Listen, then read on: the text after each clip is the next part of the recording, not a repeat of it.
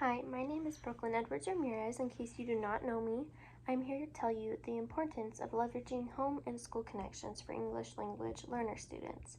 I know where we are in the state, we do not have many ELL students, but they matter just as much as any other student. Cultural influences can affect everything ranging from communication, the way someone thinks, the way someone talks to another person, behaviors in and out of the classroom, and even the roles they may play in the classroom, friend group, and any other group they are in. Understanding these influences is the first step for making connection with the ELL students. Knowing their background, where they came from, and truly understanding it will always be a great way to help the ELL students in the classroom. This turns into cultural competence, which I'm sure you may have heard of, but just in case you haven't, cultural competence is when the teachers are understanding and are aware of the different cultures they may find in their classroom and even outside of the classroom.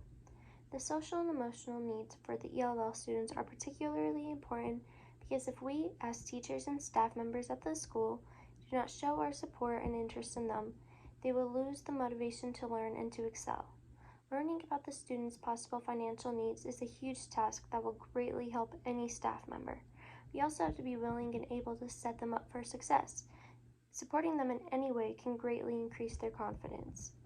In order to build that home and school connection, we have to be willing to incorporate the family in the student's success and make sure they know that we have their students' interests best at heart, which we do.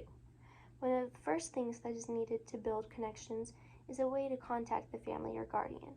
Make sure the family/guardian knows that they can contact you or the school at any moment.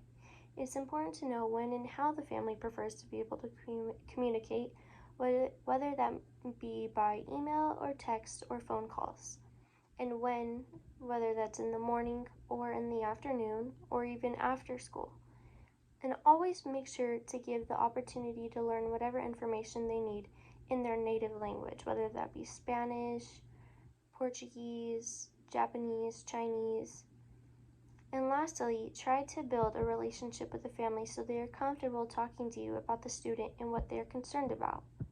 In school, it is so important to accept and realize that each student will learn the English language at their own pace.